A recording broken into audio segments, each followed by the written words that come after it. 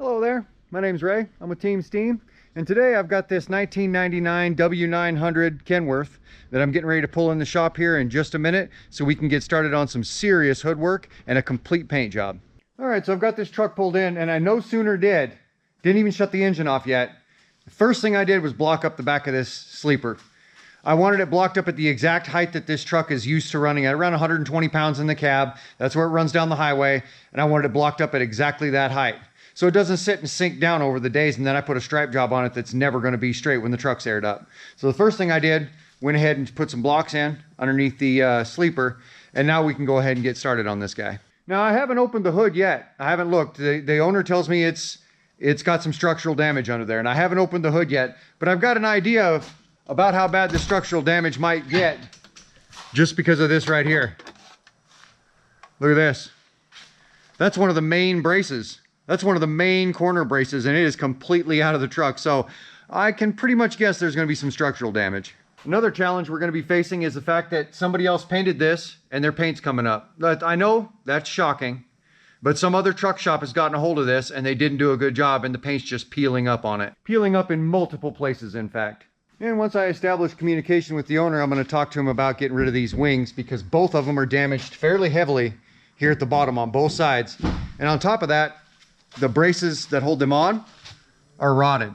I mean, really rotted. This one, there's nothing left. There's not enough there to even call it a brace. So I really want to talk to him about getting rid of these wings. And I wouldn't be surprised if he goes for it, because the whole reason that they're damaged on both sides at the bottom is probably a trailer getting into them at one time or another. And that's, once a truck is done being an over-the-road truck and they're more of a work truck, we should get rid of these wings, because that's all they're good for, is getting into trailers and then causing damage. And you won't be able to tell from the video, at least at this point, but this entire driver's side of this sleeper is completely hailed out. It's almost as dented as the back of the sleeper is. And I noticed that the passenger side's hailed out, not quite as bad as this side, but even deeper dents. It's like that the passenger side took larger hail, so it has fewer dents, but they're deeper. And this side is just covered in dents. Now the back of the sleeper is what we're used to seeing. You want to get some of these trucks that are 20 plus years old, have a couple million miles on them, and you can expect that they're going to be absolutely dented all to heck back here. And this one's no different. Dented from top to bottom, side to side, complete. It's nothing but dents. There's not one square inch of this that doesn't have a dent on it. Well, might as well get this hood open and see what we're looking at. Well, as it turns out, there's a number of issues underneath this hood we're going to have to address, and here's a couple of them. One of them, as you can see, I'm standing on the radiator looking down at the open hood, is the fact that that entire corner piece is missing. And that's right here. This belongs right there, and that rest of that piece has all been glued back in. It got broken right there, and it all got glued back in. Typically what happens with these is somebody opens the hood way too hard, way too many times. And when that happens, and these are heavy hoods, it just rips that whole brace out. Breaks it on one side or the other, rips the entire brace out, and here it broke it here, and broke it right there. And ripped everything out. And somebody's glued it back in with some sort of, probably like a windshield urethane. So what I have to do is, I already have this up on Sawhorse down there, because I already suspected that it was going to be like this, and I didn't want it to sit under its own weight. So what I'm going to have to do is go ahead and tear all the rest of that out, prep all of this, and start completely over. Another issue is right here, where this horn sits down on its base down there. They just have those rubber stoppers down there, and that's the weight of the hood is carried on those rubber stoppers. And this is cracked. And this side has already been fixed. Somebody already fiberglassed it and fixed it, but as you can see, it's already worked its way loose and turned. This line on this horn is supposed to be parallel to the hood itself, and as you can see, it very much is not. It's already worked its way out, or it was repaired in the wrong spot. I'm not sure. I haven't taken the bolts out to find out. And here's a few other issues we're going to be dealing with on this particular truck. I'm standing on the engine, looking down here at the top of the cab, and as you can see, this happens a lot with this model truck. That's broken out. That's broken out. Over here on this side, that's busted up and broken all the way through. These lights are very loose because the nutserts beneath them have been wallowed out, and the owner tells me it's leaking into the cab. Water's leaking into the cab from many locations. And these lights, at least a few of them, are very loose, and the bolts even that hold them in are wiggling because these nutserts are wallowed out. This morning when I was talking to the owner, he informed me that these mirrors wiggle when you're going down the highway, and as you can see, there's quite a bit of space there. They do wiggle, they do move. And that's because these rivets have wallowed out inside their holes. These huck rivets have wallowed out inside their holes and pulled loose and left holes in the cab. And so what we'll end up doing with that is we'll end up grinding off those rivets, pulling off those plates when we pull the mirrors off, fixing all those holes, and putting in nutserts. I want to go ahead and put in nutserts rather than rivet them back on. That way they can just bolt them back on, and I think that's probably going to hold a little more solid. And another issue we're having is this driver's side door. As you can see, a few of these rivets have been taken out. It's got this big bow in it, like something actually pulled the door open and the tops of the skin open in one spot. And so this has been malformed. And what's more important is the fact that there's that big gap right there. All of these fasteners that hold this on the back side have all been completely broken out. And so this door is what they call fatigued. And the owner knows all this, and he offered to ship me, because he's from quite a few miles away, quite a few hours away. He offered to ship me another door to put on this truck rather than try and bring this door back to life, because this door is fatigued. It's got problems that you could band-aid but probably not fix. Not to mention that the door handle itself, you have to pull it that far open before it even begins to actuate. So all of this, the inside and the outside, the top side, it's all worn out. And what also is a factor is the fact that this rubber right here that comes off of the wing is absolutely in tatters. It's ripped internally, so the bottom part is just flapping. The door needs so much work, he might as well just go ahead and send me that other door and we'll go ahead and install it. As you can see, the boys got the stickers pulled off of the sides, except for on the wing, because the wings are coming off, so it doesn't matter.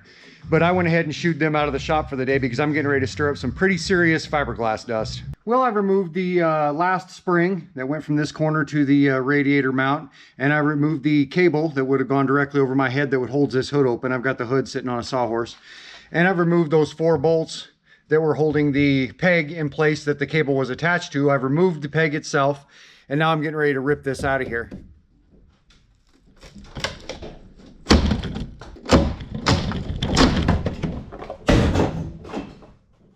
Well, there it is. And now that I've removed both of these hood stops and all of the bracing out of the center of this hood, literally everything that the hood is held up by once it's open is now gone. All of it. All the corner bracing, everything's gone. Now I'm going to take those pieces of bracing, put them on a sawhorse in a different location and get them all prepped. There's a lot of glue on them that needs to come off and a lot of fiberglass that needs to be prepped. And the same goes in here. I'm going to remove all this glue. You can see there's a bunch of it, and it's probably not going to go quietly into the night. But I'll get all this glue off of here, and then I'll get all of this fiberglass prepped so I can begin putting this guy back together. And that includes these spots where these hood stoppers were. As you can see, this hole's been oblong. That's how this whole thing got turned. You can see the shadow of where it was turned in there. Instead of being parallel to this, it was turned. And it's because they get oblong like that. And this side, you can see somebody tightened it up too much, and that's how they fractured it. They just got on it too much with a wrench and tightened it. Plus it had worked its way through the fiberglass, which they often do. So I'm going to prep this whole area, glass the whole thing in heavy. All right, here it is first thing the next morning. I worked until pretty late last night getting all this stuff, all this fiberglass prepped. So all of the fiberglass dust would be out of the shop. I blew the whole shop down, got it all out of here. So my guys and myself aren't working in all this fiberglass dust in the coming days. And I'll show you what I got done here. Okay, here's the 2 pieces of bracing that I tore out of the inside of the hood. Well, this one was already out. I tore this one out. And as you can see, I removed all of that glue that was on the backside, and I prepped the backside with 24 grit on a 3-inch roll-lock disc with a die grinder. That way, when I put this up in the hood, I'm going to put a fiberglass patch in between this and the hood so this whole flange here can stick once again. And then I'm going to put another fiberglass patch over it, and it'll come out about 3 inches onto the hood. So it'll be far more glued than it ever was even from the factory. Same with the inside of here. As you can see, that got thoroughly prepped taken down as far as it can go. That's not gel coat, that's just the color of the particular fiberglass that these pieces are made out of. Some sort of alternate fiberglass, I'm not sure what it is, maybe SMC. But I took everything off of it down to where it was important and got it all prepped, underside, top side. These braces right here, especially on this side, as you can see, was cracked in numerous places. So I went ahead and prepped it. I'm gonna glass over it too. Out here, you can see that middle strip is the only spot that didn't get prepped because that's the strip that sits right down the middle of the bracing. There's no need for that to be prepped. It's not gonna have fiberglass on it, but everything else, you can see 6 inches out. So I can put the brace on there and do my repair 2 or 3 inches out on all sides of it. Took the time to prep these corners on both sides. Well, it turns out there's one last bit of fiberglass I need to prep. This doesn't happen all that often, but I've seen it before. And this is where the exhaust came off of this side. And one of the bolts didn't want to come out. We had to cut it off. But what we noticed was at some point in time, either somebody hooked the exhaust on something or something happened. And it broke this area where the exhaust is to be mounted up pretty good. As you can see, I still need to pull this bolt out. But if you look closely, I mean, this is all busted up. It's broken all the way across here. All this is broken out. This is all busted up. I'm gonna need to grind all of this down and put a big fiberglass patch on it. Well, there's old Kevin again, my shop supervisor. Hey, buddy. Coming around, make sure we're gonna remain on task here.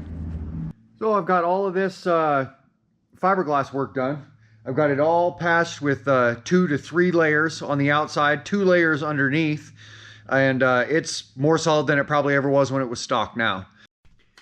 There's a quick look. You can see that's as solid as it probably ever has been. It's probably more solid than it was when it was new. I put a layer over the top of that brace right there. Put a fresh layer all the way to the corner, all the way past that brake. That's 3 layers thick on that brake. 2 layers thick on the top and on the bottom.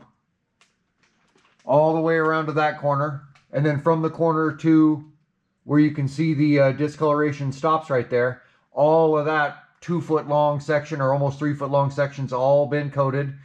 Where the brakes were on each corner, got 3 layers. And I rebuilt where the hood stoppers go. But before I start putting all of that together inside the hood, I'm gonna go ahead and get my fiberglass on this exhaust mount, which I prepped yesterday at the end of the day, because if you're gonna get all that fiberglass dust in there, you might as well do it at the end of the day rather than the beginning. You know, here I am up inside of the hood again, and as you can see, I got my hood stoppers both mounted this morning. Means re-drilling the holes and putting them back where they were. And then I got the, you see I got the springs all hooked back up. Got the cable hooked back up. Now all I gotta do is go outside and mark the true curvature of this spot right here that goes around the air cleaner intake and get it cut out. And now we'll go ahead and pull off this cardboard and this cardboard, which has packing tape on the back side. So it comes right off, as you can see how shiny it is. That packing tape comes right off of repairs. Same with down here.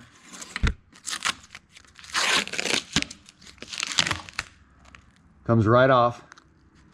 Now I can go ahead and finish out my curvature and get that cut out.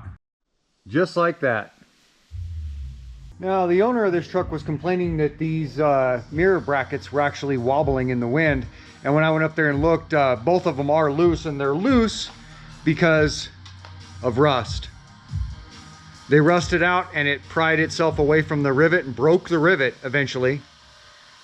And so when I went to drill it out, this is the result. So what I'm gonna do is I'm gonna clean the back of this up. We'll get it all prepped, both of these, they're both this way. And then I'll go ahead and paint them, both sides of them. And then we'll reattach them by drilling these holes out bigger and installing nutserts. And here I've drilled them out and put in nutserts, and then just above it, the nutserts that held the visor on were spinning on both sides. Well, 3 out of the 4 of them on both sides were spinning freely. So I dug them out of there and put in all brand new nutserts. So the visor's ready to go back on. These mirrors can be bolted back on. And then when I crawled up on top of the cab to see what the situation is with the cab lights, it's a mess. Okay, now on the far cab lights, there's 5 of them. You can see the one that I have tipped on its side right there. That one has the front bolt looks like this back bolt. The nuts are just spun and came up out of the hole on that front bolt on that one light. The rest of the lights are okay, but all 5 lights here are just a mess. This one was mounted in the wrong spot because the nutserts were spinning at some point in time, so somebody scooted the light back about an inch and just drilled holes into the cab. So I need to uncover both of these nutserts, dig them out of there and replace them to be able to move the light forward where it goes.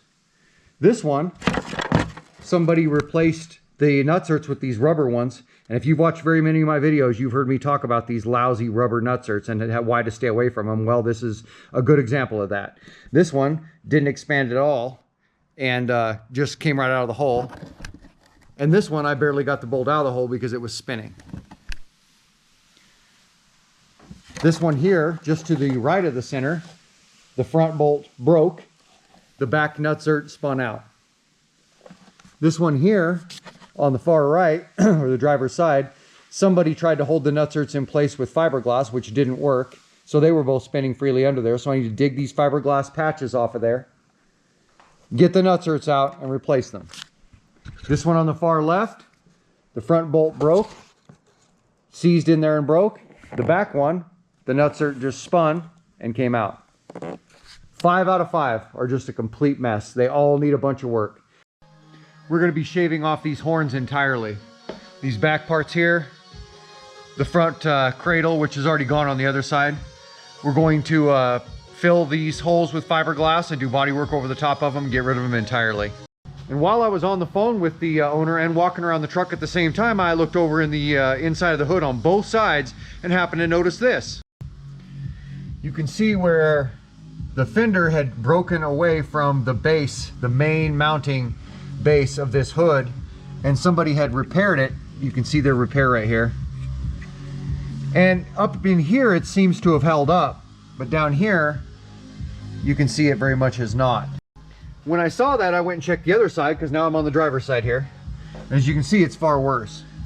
There's about an over 1/8 inch gap right there, and it runs all the way up under here. So I need to tear all this out and reattach it more firmly. Okay, now I've exposed these nutserts, all 3 of them, where the horn was and where the horn cradle was. And I've gone ahead with a die grinder and cut those nutserts out.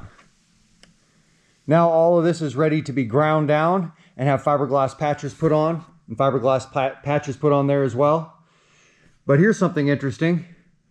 Look at, when I was doing my grinding, look at where all the metal filings went. And they're standing up on end. They're all just standing up like a balding hairdo. And that's because there's obviously a speaker on the other side of this, a roof mounted speaker on the other side of this, and the magnet is holding them all in place. Now up here on the roof, as you can see, we've got 12, 13, 14, 15, 16.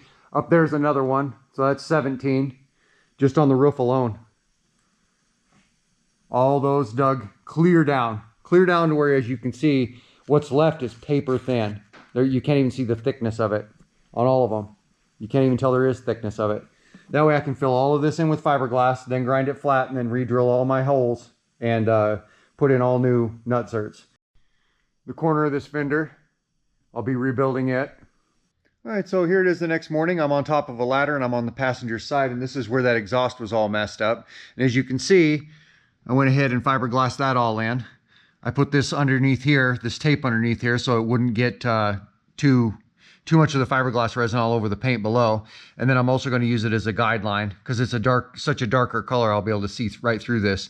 As you can see, I can see the holes through it. I'm going to be drilling those out before I get started here today, because once you scuff this up, you won't be able to see them anymore. And I'm going to go ahead and cut this bottom part off here. And here's the roof cap. As you can see, these have all been plugged with fiberglass.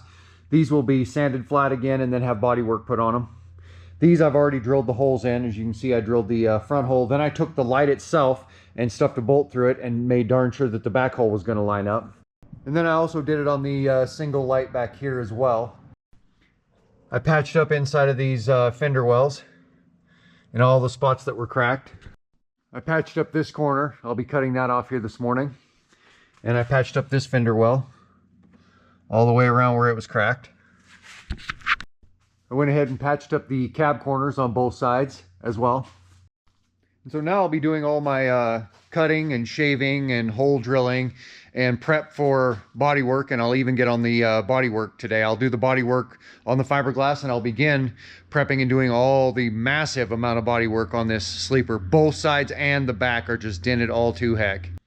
All right, so I've got all my initial body work done on this sleeper. And by initial body work, I mean all the body work that needs to be done is done. It's all been applied, it's all been sanded, but I still do have to glaze over the top of all of it yet. Put glazing on the top of all of it and sand all that glazing back down. And I'll show you why. Okay, so here's this cab corner, and the closer we get, see that?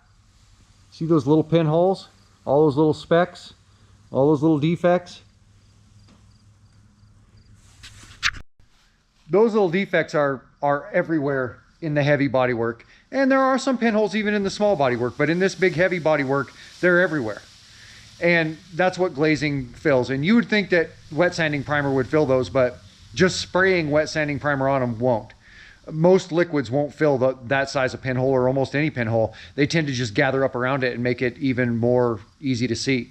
So I glaze over everything. All my body work gets glazed over and then sanded again before it gets wet sanding primer.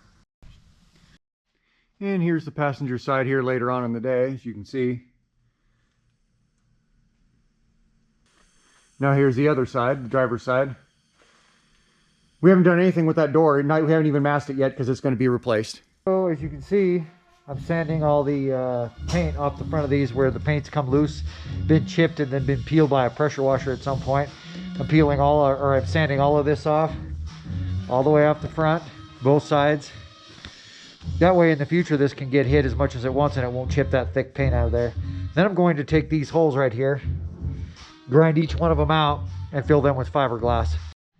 Now here on the front, I've ground these out. You can see I've ground them clear down into the fiberglass. Then I put fiberglass patches over them, and then I put tape over that and then press down the tape. And that leaves it pretty darn uniform. Now I can sand this down and put bodywork over it. Well, we had a door shipped over a week ago and it somehow got lost in transit. So the owner of this truck found another one in New York and got it and had it shipped here, and it just now showed up.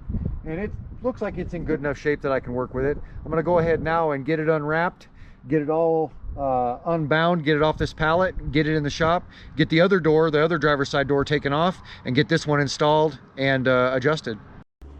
And all the help just left for the weekend because we didn't know when this door was going to show up, and I assumed it'd be the beginning of next week.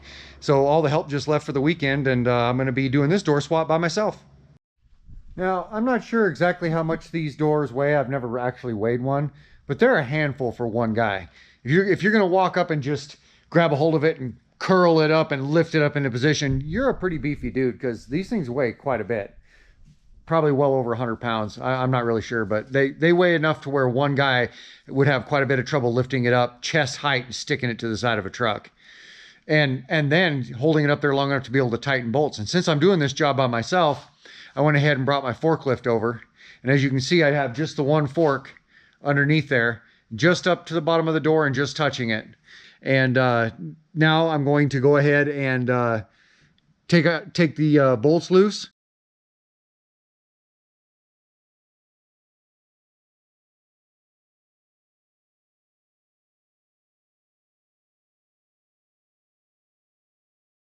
Okay, so I got the door mounted, fits well, opens and closes nicely, doesn't require any effort to open it or close it.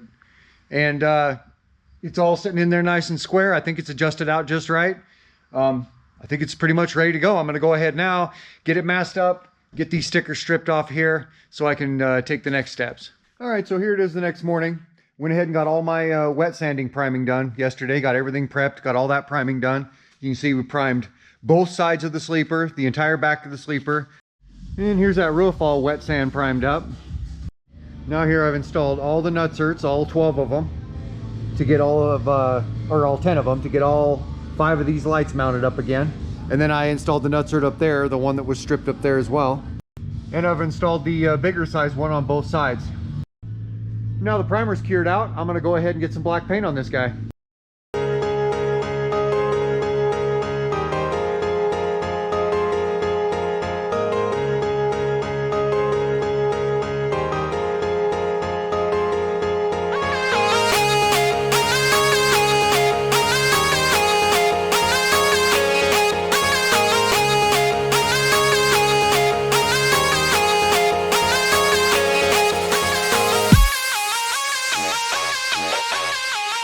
This is just the outline of the stripe scheme.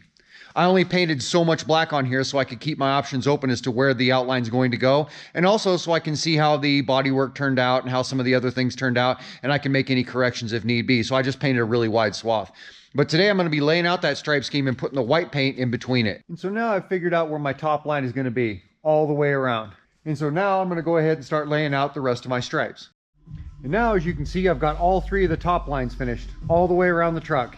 Now I'm going to go ahead, as far as I'm concerned, the rest of the truck is done. I'm ready to go ahead and put white on it. Now I've got to go ahead and finish the design on the hood. All right, so I've got the stripe scheme all laid out entirely on both sides of the truck, front to back. Now I'm going to go ahead and start prepping everything that involves shooting this white paint. All right, I got it all primed. Primer sat for almost a couple hours now, actually. And now it's time to get some white paint on.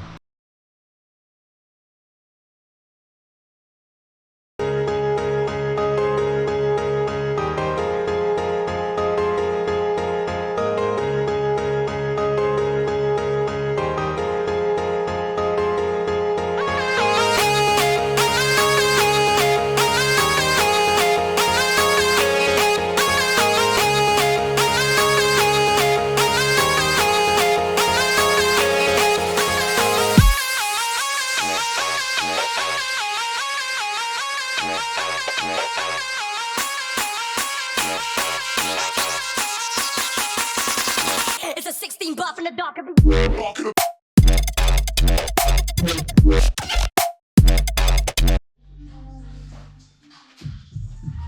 And we're getting the masking done. Got both sides of the hood done. Got the top stripe done pretty much all the way around. Gotten started on the bottom stripe on the other side, and I'm getting ready to start on the bottom stripe on this side. All right, we're all masked up, ready to start sanding everything down. That way I can maybe get some primer on it here today. All right, we've reached the point where everything is masked, everything is sanded, everything is scratched, everything is re-scratched, everything's blown off. All that's left is for me to wipe this guy down and get it primed.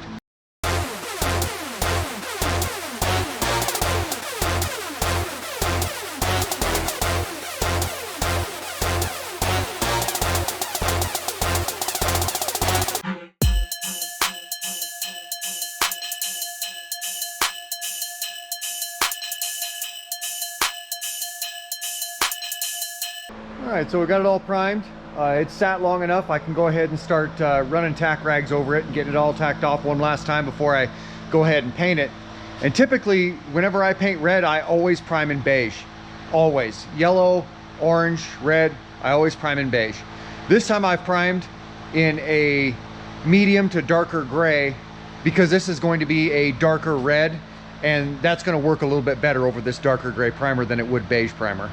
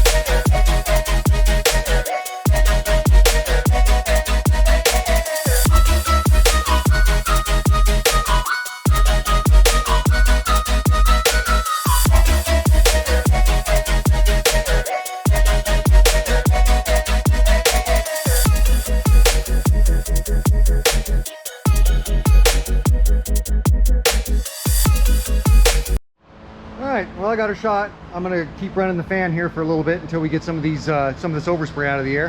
Then I'm gonna shut the shop down for the day because I have a whole afternoon's worth of sandblasting I got to do outside. All right, so here we are the next morning. I'm going to go ahead and start unmasking this guy, and we'll just see how it goes.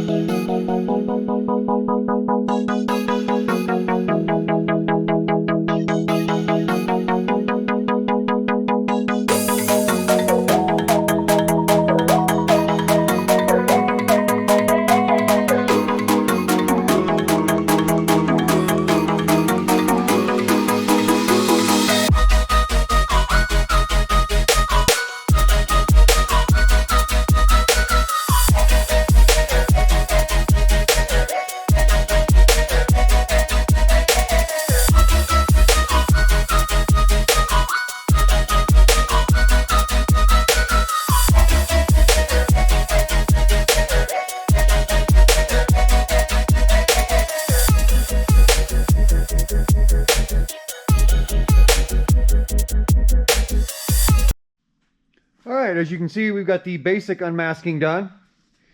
Somebody else had painted on this truck before, so you just never know. You always take a chance when you do that. I thought it had been tape tested enough when we pulled the vinyl tape that was on this truck when it showed up. We actually pulled that off of there. We didn't stripe erase it, we pulled it off. So I thought that was about enough of a tape test, and it passed it. So I just went ahead and kind of winged it, and I'm glad now that I did, but you're always taking a chance when you do something like that. But it unmasked just fine. Now, when the boys show up here in a few minutes, we're gonna go ahead and start putting this guy back together. Well, we're just getting her unmasked, starting to get some stuff put back on it. A lot of details on this one to unmask, and a lot of things to put back on it today. Well, it's all put back together. I turned the boys loose. Let's go ahead and drop this hood and have us a look. Okay, so what we have here is a 1999 Kenworth 900 model. And you saw when it showed up, the inside of the hood was completely destroyed.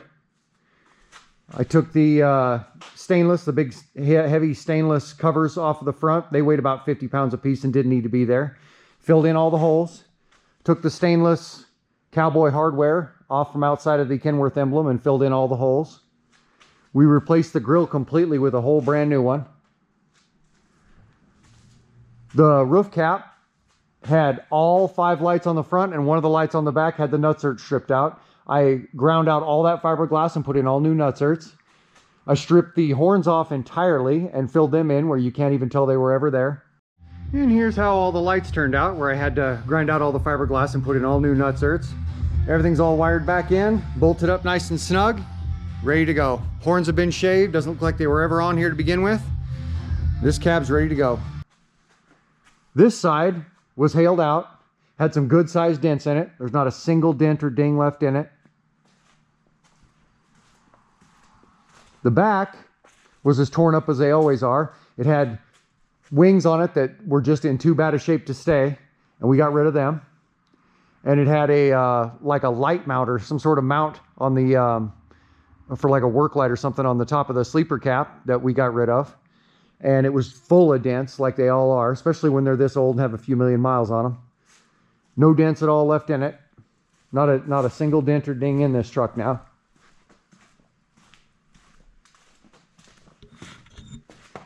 This side was as badly hailed out as the back was. Of course, the back wasn't hailed out. It was dented from having rocks thrown up from the tires, but this side looked just as bad as the back did. Now there's not a single dent or ding left in it.